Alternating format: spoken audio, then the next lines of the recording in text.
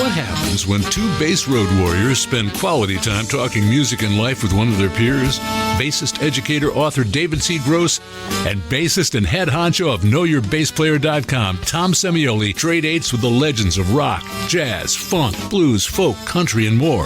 Notes from an Artist, revealing conversations with the legends who've created the soundtrack of our lives. What happens? You're about to find out. It's another episode of Notes from an Artist.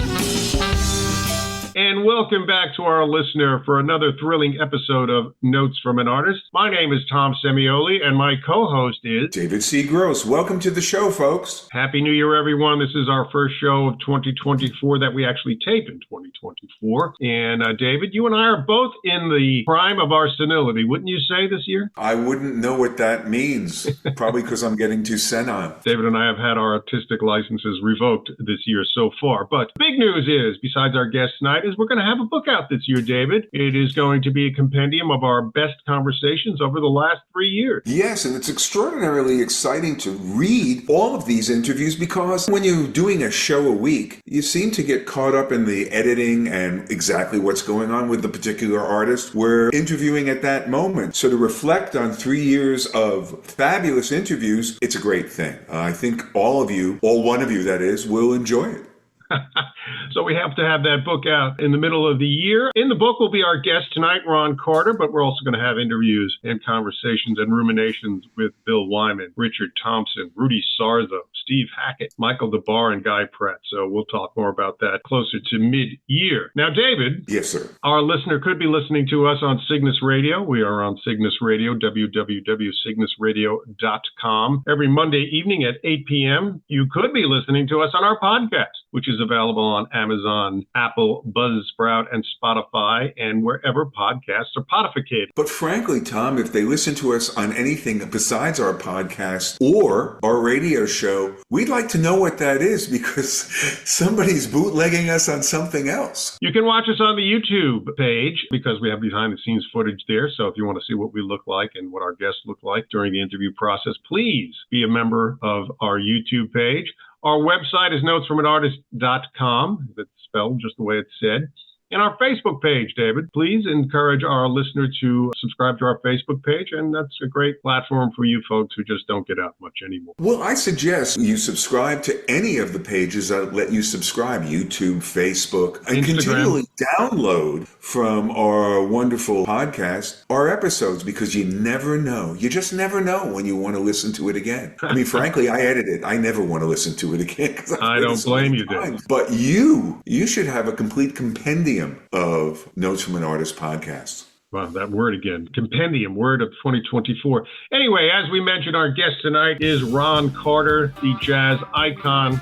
As we like to say, David, if you build a Mount Rushmore to jazz artists, you better get to work on Ron Carter's profile.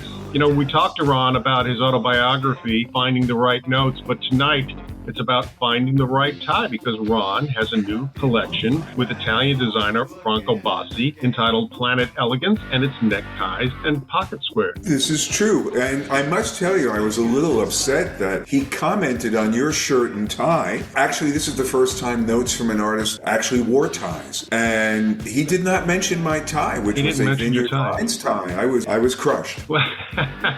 Well, we'll have to discuss that off the air with Ron. I was wearing a Ted Baker tie. You look great. I mean, for our listener, go check out the YouTube page because Tom's in his sartorial splendor. Sartorial splendor. Anyway, we do talk about Black culture and fashion. Of course, such Black political and cultural leaders, Martin Luther King, Miles Davis, Malcolm X, all made fashion statements, how they presented themselves to the public and the impressions that they made. And it's interesting to hear Ron Carter reflect on those things, but he does talk about the importance of how to look and how to carry yourself on stage, and even the image you present to the public on an album cover. Absolutely. And I got to tell you, in a weird way, one of the bands I was in was managed by a guy named Bill Aucoin, who managed Kiss, Billy Idol, and Billy Squier. And he said something to me once that really struck home, and that was, He was talking to Steve Stevens and said, when you go to the grocery store, you dress like a rock star. You need to be recognized as who you are. And when you go into the 90s with all the grunge and stuff, everyone looked like everyone else. There was no demarcation between the artist and the audience. It's very, very important, and Ron brings this up, to not so much separate yourself, but when you walk into the club or the concert hall, they know it's something special. The way you dress, the way you carry yourself is a different vibe. And Ron discusses this. And it's also interesting to hear Ron reflect on the fashion statements made by Thelonious Monk and Duke Elegance, two people he greatly admired. David, let's talk about our Ron Carter playlist. It's a very fashionable one indeed. Well, one of the things I like about this set list is I tried to find things that are not part of the normal Ron Carter list. So I went into the deep archives of some of his solo records, some of the interesting side projects. Of course, there are a couple of Miles Davis things, obviously, right? But not the ones you were expecting. Stay tuned for that at the end of the interview. All right, some Ron Carter deep tracks. All right, David, without further ado, here he is. Planet Elegance, Ron Carter. There he is. The 21st century, we're just getting used to it. Happy New Year. The story is that God plays for the New York Knicks, so let's go get this party started here. Oh, man, I've got a New York Knicks story. Anyway, David, let us welcome back to the show Ron Carter. Ron, this is the third or fourth time you've been back on the show. We wore ties for Ron Carter because we, too, are elegant, David, in our own way. I have a Ted Baker tie of London, Ted Baker of London. David, what are you wearing around your neck? Well, I'm wearing a Vineyard Vines tie, and the shirt actually comes from J. Crew. This goes back to my preppy days when I was in prep school. Well, can I show you my sign? Still fits. Pardon me? Can I show you my sign? Let's see. Oh, absolutely. All right, there he goes.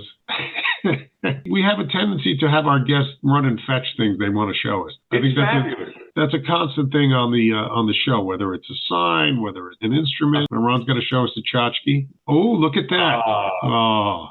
Very nice. There we go. All right. That's why we have decided to take an excursion into Planet Elegance. 10, 9, ignition sequence start. 6, 5, 4, 3, 2, 1, 0. All engine running.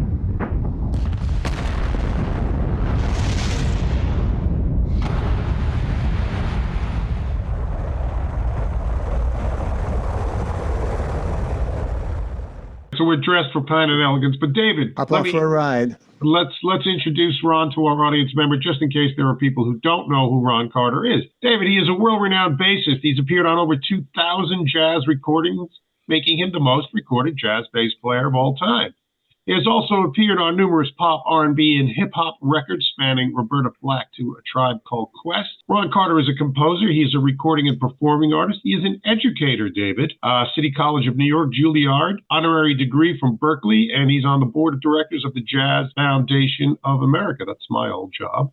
He is in the Downbeat Hall of Fame. You've been honored. France honored Ron Carter with the Commander of Arts and Letters, or is it Letters and Arts? I don't know. Arts and Letters. Arts and Letters, okay. And the Japanese government honored you with the Order of the Rising Sun.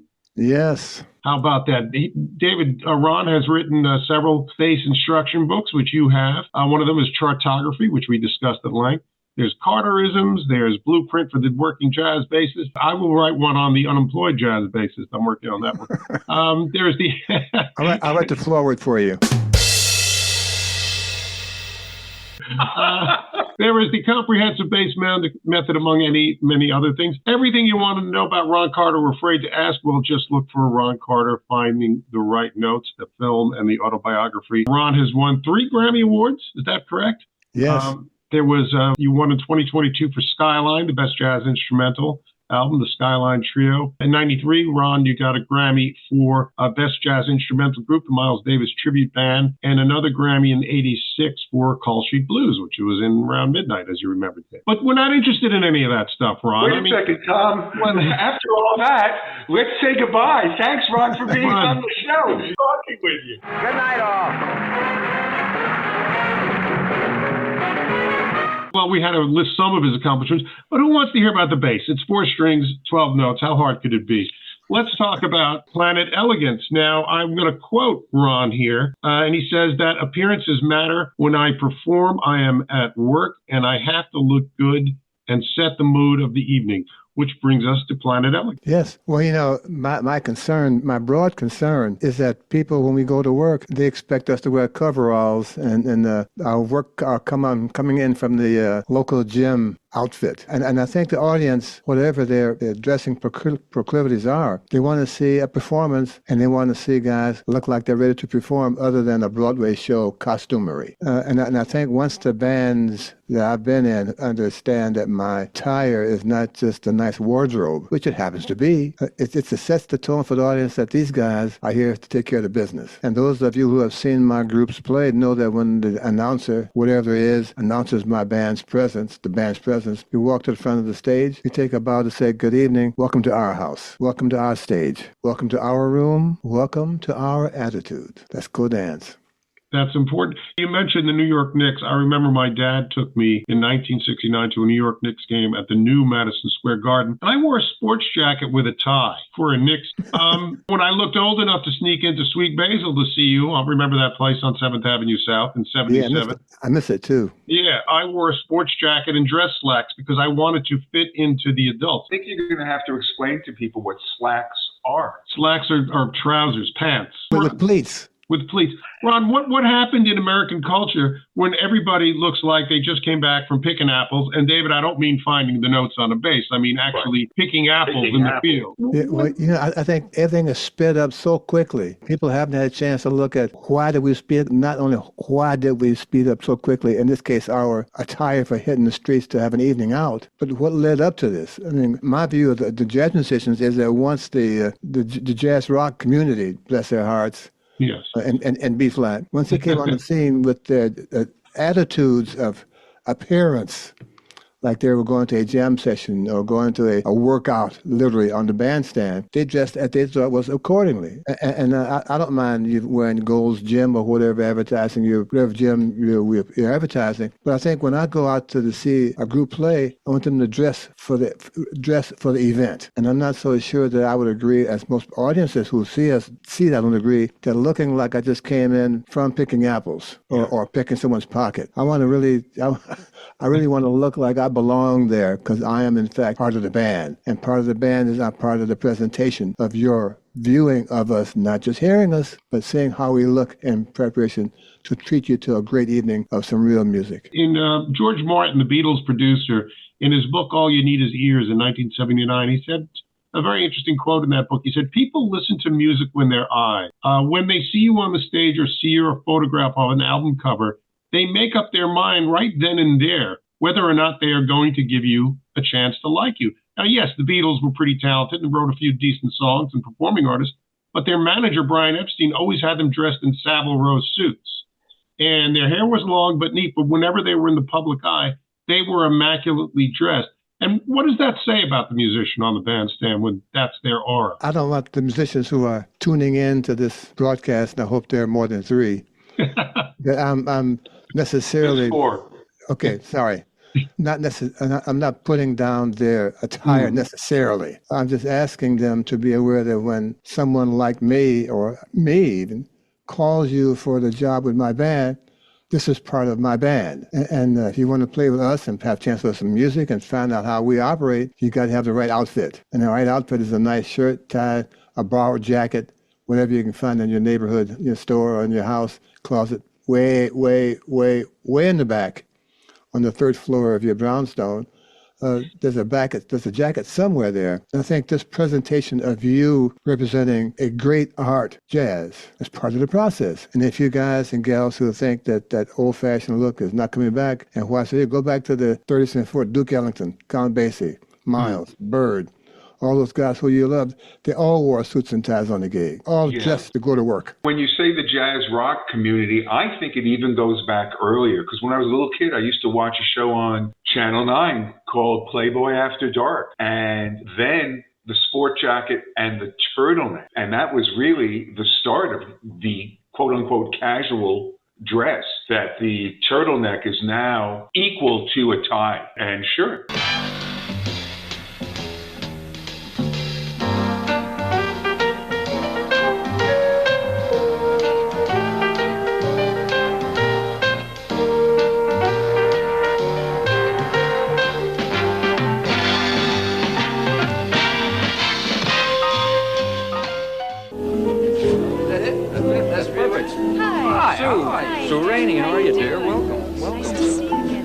welcome to you. I'm Hugh Hefner, your host. I don't know if you recognize me. We're having a little fun here. This is Sue Rainey, who you came up with. I'm not sure whether behind the foliage you're going to recognize some of our other friends, but this is Buddy Rich. Hi there. And back behind the piano, James Cotton and Joe Williams. Joe, you look like Fu Manchu. That's right.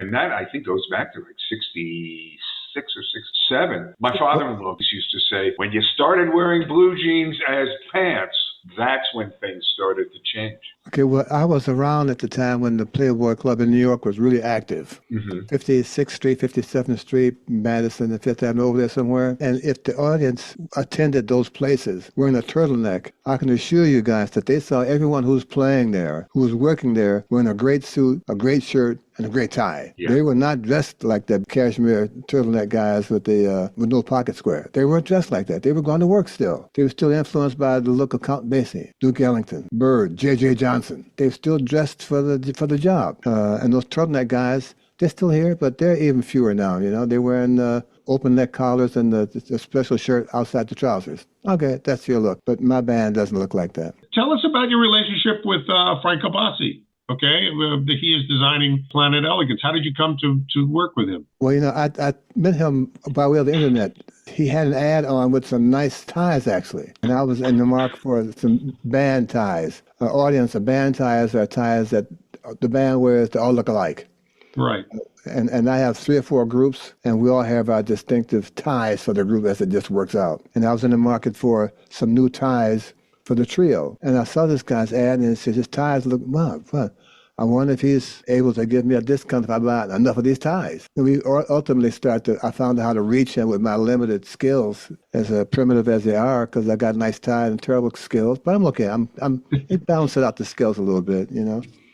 And I explained to him what I had in mind, and he said, well, I'll send you some samples of what I have, and can we work out some kind of arrangement that meets your needs, and how many do you need? And as it turned out, my social media group, who I'm honored to say I work for them, had an idea, said, well, maybe if he agrees to some ties, maybe he will agree that we will be able to sell some of his haberdashery on our site. And more conversation took place with my help, and we agreed that he would put a label in some ties and handkerchiefs with this logo on there with my names and Franco Bassi, Ron Carter, Elegance.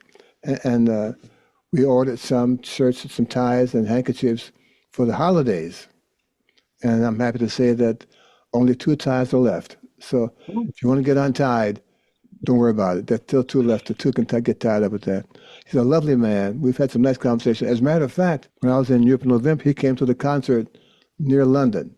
So he's really a fan. His father, his wife, his son are all in love with jazz. And I'm kind of busy in their house because my name is on most of the records that they have. So it was a nice meeting of physical, musical, and monetary minds. And how are we able to get these ties? On Ron Carter? RonCarterJazz.com. Okay, all right. So while we're here giving out information, my thing when I do my shows now is I give them a Christmas present. Okay. And I give them this site address to get their presents. RonCarterUniverse.com. RonCarterUniverse.com. I'll tell them the site is free. They can share it with their friends. They can sit down, read it. They can look around and dance to it. It's a site of basically my recording bibliography. Okay. And who I made the records with. Oh, great. Excellent. So please, guys, take a look when we get a moment here. When you change your ties, when you're figuring out the next tie, take a moment and go to that site. We will do that. We will absolutely do that. It's interesting. Black culture, Black music culture has always had a huge impact on global fashion trends. I guess you think about the zoot suits worn by Cab Calloway, Charlie Parker, Mingus's pork pie hat, yes. Monk was certainly pretty cool with headwear. And now you see hip-hop artists such as Rihanna, Kanye West, A$AP Rocky, and Beyonce. They all have fashion lines, if you want to consider that type of fashion. What is it about Italian fashion, Ron, that appealed to you in particular? The cloth and the cut. Okay. You've got to say Miles Davis because he always wore Italian cut suits. I mean, really Italian cut suits. You know, the fabric was just to die for. One of the reasons I like their fabric is that you can wear it all night and it doesn't look like you wore it all night. You know, I don't want to look like a piece of lettuce at the end of the second set. Well, there was a time when black recording artists were going for the preppy look, and here you go. Here's Miles. Yeah. In the mid-'50s when he was doing his preppy thing, and I think John Coltrane also on a couple of album covers. So it's interesting how they adopted the clothing of the so-called privileged and elite and made it their own. Well, you know, that's just a cover. And I'm not sure that I would uncheck the box when it says Miles Davis dressed really good. I'm not sure I'd fool with that box with the check in or out, but just for the cover. And they're not so much advertising Miles' look or what's inside. So I wouldn't hold that against him. Okay. Besides, I was working with him, man. When I joined the band, man, look, when I joined the band in 1963 of April, we went to a place on 48th Street. I won't give you the name because I'm not plugging this guy's business.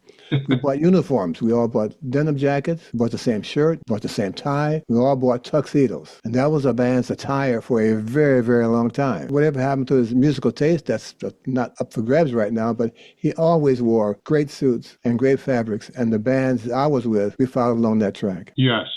As a matter of fact, we had our name emblazoned on the denim blazer. Oh, Ron, really? George, Tony, and Herbie, Miles. Yeah. But it was just something about, and again, I know they were just album covers, but if you look at Coltrane, and even, political and cultural leaders such as James Baldwin, Martin Luther King, of course, Malcolm X, Sidney Poitier, they all made very, very, their fashion sort of upheld what they were saying and what they were doing. Well, their appearance. You're asking me to compare our fashion styles and tastes and how they reflect the moment. Yes. No, and I can't speak for them, or I would like to speak with them, or I would like to have spoken with them. And I assure you, my first words would not be, "Hey, man, could you got a shirt and tie?" I wouldn't be going there, you know. But I think the covers are not necessarily fashion menus, only because the photographer necessarily, I think, is not interested in what you're wearing specifically, as in terms of that being an impression that people would go inside and buy the record.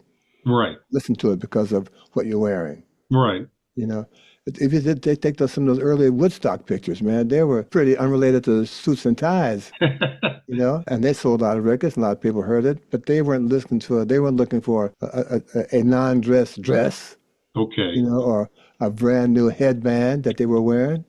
They wanted to get people get down, you know. And that's pretty. That's a great shirt, man.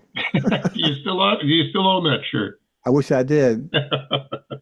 You know, okay, I got something for you. Hold that. See that? All right. Ron is going to go in his closet for us, Dave.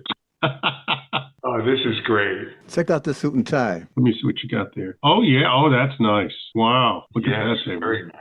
What was the suit, Ron? What was the brand of the suit? Probably Paul Stewart. Okay. And this is 1995. 30 years ago. Well, you got your love of bow ties from your father, yes? Yes. Hold on a minute. Okay.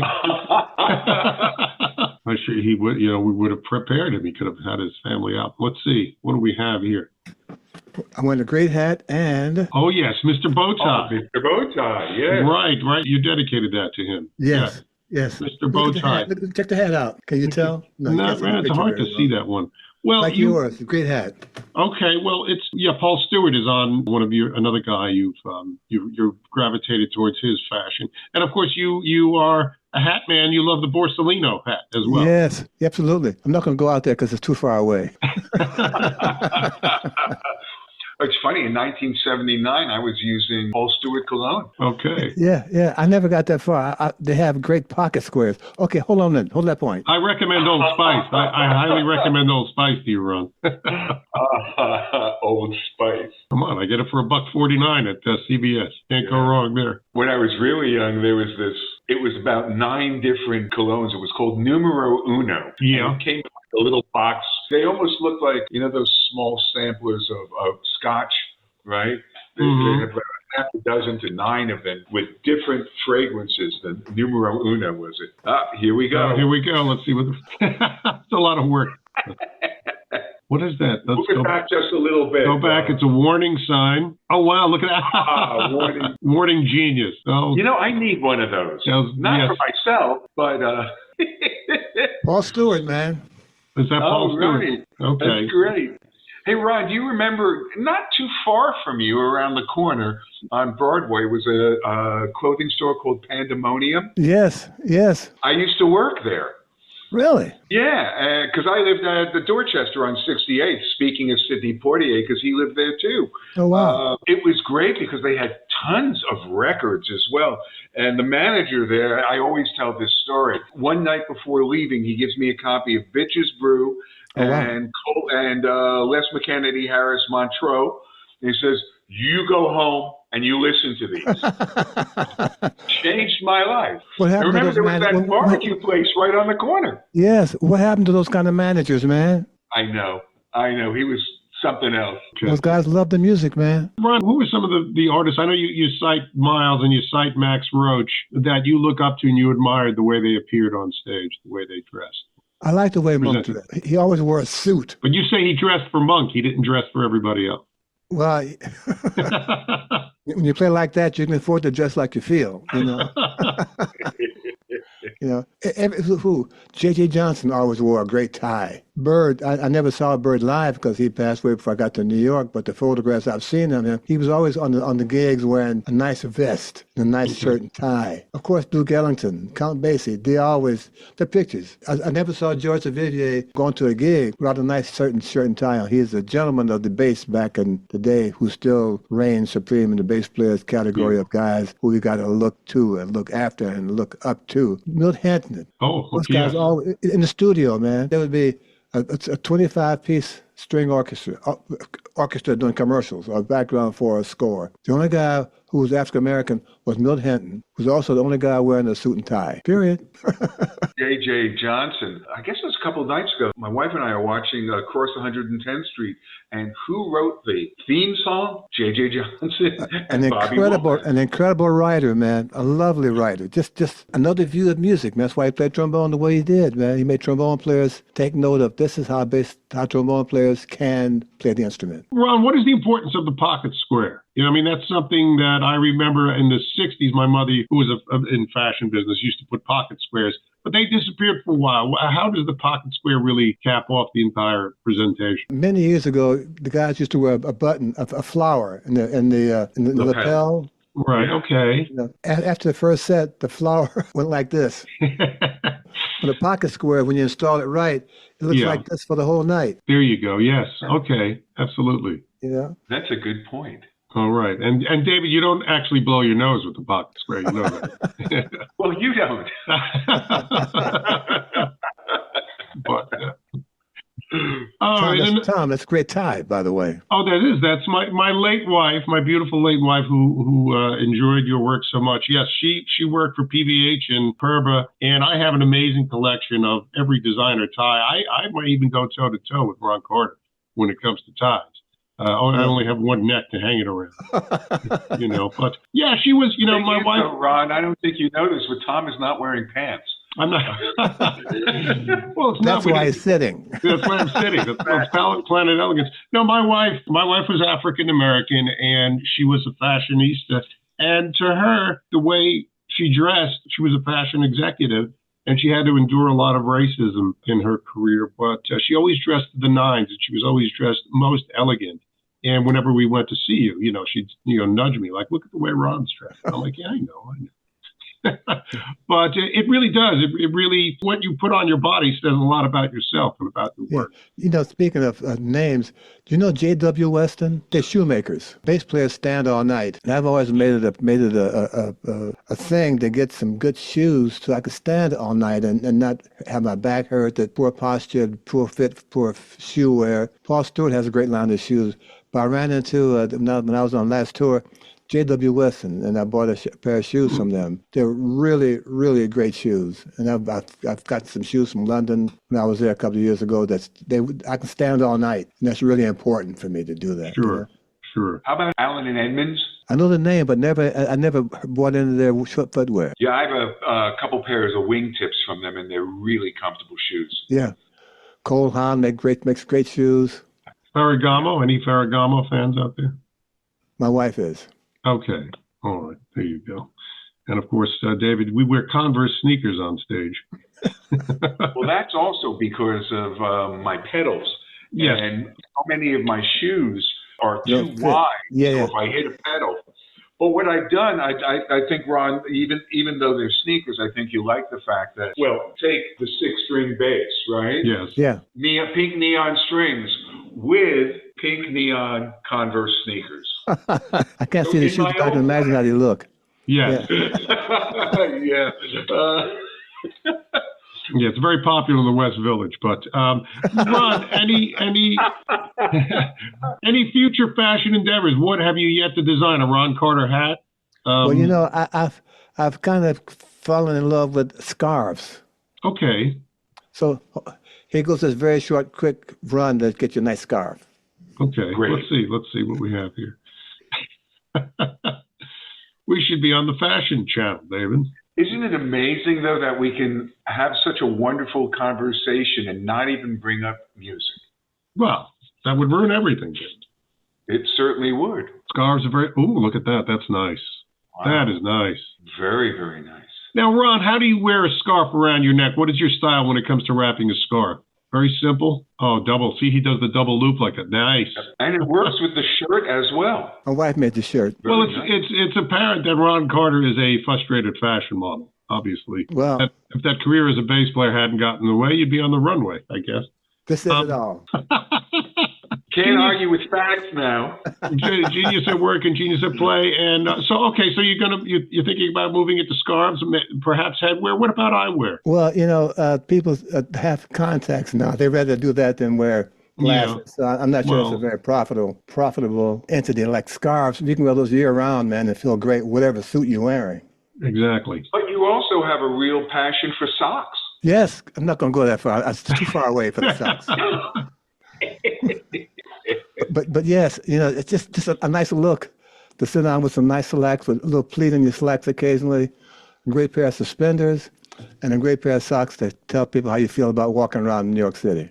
Okay. Mm-hmm. Speaking of New York City, you used to shop at Charivari? Boy, you go back to all those stores, man. Boy, I haven't heard that name in years. Yeah. Well, I actually, when I got off the road, there was like a 3-month lag, and I worked at the Charivari on Broadway and 85th Street. I know, of course. Yeah. Yeah. Great stuff. Really, really great stuff.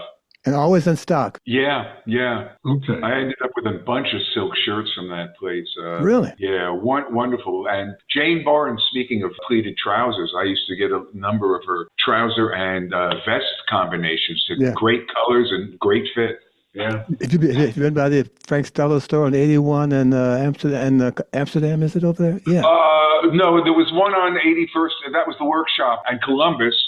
Yeah. There was another one on 72nd. And then I think the women's store was like 82nd and 83rd on Broadway, right near Teachers. Wow. Oh, boy. I'm old enough to know those names. Yeah, that's why I'm bringing them up. Somebody does besides me. All right. Anyway, okay, Ron. Well, thanks for talking. We're going to do a whole show on Planet Elegance. But now I understand you are a bass player. You're a band leader, and you have that other career going on in music. What do we have? What do we have to look forward to? I'm an up and comer. You're up and comer. What do we have to look forward to in 2024? Well, I'm working on a church music record. I've written some nice arrangements of songs that most people who are and really into the church scene, whose titles they would know. Further Along, Just a Closer Walk with Thee, Softly and Tenderly, Pass Me Not, No Tears in the Garden. And I'm hoping to do a project similar to the Brandenburg record, where I took Brandenburg number 3, Okay. rewrote some of the bass parts and played with the string orchestra, playing the music Bach wrote with my view of how the bass player can sound in that environment. My view is to do the same thing with the bass singers in the gospel groups, traveling forward, rah, rah, rah, rah, rah, rah, those kind of voices. But the bass band, all that stuff down there. That's my goal for the end of the year. I want to get this record done. All right. Excellent. All right. Well, when it's done, we'll have you back on the show. With a religious tie. Yes. And a new book, David needs to buy a new book. You have any new books coming out this year? Well, I'm trying to do part 2 of Finding the Right Notes. Okay. I've been asked a lot of things. My teachers, my friends who are also teachers, explained to me that some of their students, like you mentioned earlier in the program, are kind of so much updated that they have no sense of history before being updated. Okay. And they spend some time during each lesson telling about a paragraph of how it was in the old days. For example, when you could take drums on the plane, or when you could take a bass inside the plane, or when you had to pay for your own hotels, or what it's like to travel by train in the States.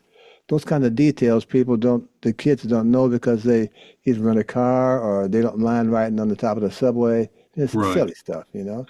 There's a whole history going on before them. How to rehearse, how to organize a band. They just kind of do like this, man.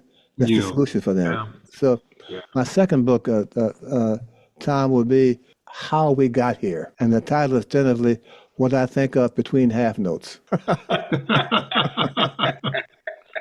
Never thought about thinking between playing half notes. Yeah. Valid. You got time. It's a great note, man. It's a great note. You got to find the right one, though. You got to find the right way. You got to get to the next note. Fantastic. Have you thought about doing another chartography? Yes. You know, and the more my friends see this chartography, the more they understand what a real transcription can look like. Right. Yeah. And how helpful it can be once you see the complete picture rather than a chorus of someone. So I'm working on another thing like that. I'm also working on having someone else do the analogy of the Bach Brandenburg number 3, the bass part, as I've integrated that into the bass part continue that Bach wrote, and how my line complements it so well you would think it was actually written because it blends in so well with the original concept. So I got some things on the fire here besides a skillet with hot dogs on it, you know. All right. Well, it looks like an action-packed 2024. All right, Ron, thanks for talking with us. We'll send Penny all the details when it gets on the air. And David, I've got to do laundry and ironing after that. That's my fashion. Yes, you do. Put on some nice collar too. I like that collar you're wearing. I forgot the name of the collar, but that's okay. It looks great. It's an open collar. I'll call it a wing kind of collar, something like that. Yes. It covers the jowls. Yes. Got to do that at our age, David. Anyway, all right, Ron. Thanks for talking to us. We'll see you again. Thanks. Always a pleasure. Bye bye. Happy New Year. Thank you. Happy holidays to you both. Once again, thanks to our guest, Ron Carter, for being here tonight. David, that was a conversation I've never heard before with Ron Carter talking bass, fashion, and pop culture. I kind of like that stuff. And it's interesting, too, being a born and bred Manhattan guy like myself, Ron and I really got into some of the interesting spots in the neighborhood that were popular back in the day. Pandemonium clothing store, the barbecue place on the corner, and stuff like that. It's great. It's great to reminisce, and I think we did a great job. And I think Maestro Ron, not Maestro as you like to say, but the Maestro was in fine form, and we really appreciate. This is the 4th time he's been on the show, and hopefully there'll be many, many more. The new collection with Italian designer Franco Bassi is entitled Planet Elegance. It is neckties and pocket squares. All right, David, let's get on to our Elegance playlist. Hey, we'll see you next week. And next week, we've got a really interesting show with some of the people from Wicked Cool Records. See you next week. Bye-bye.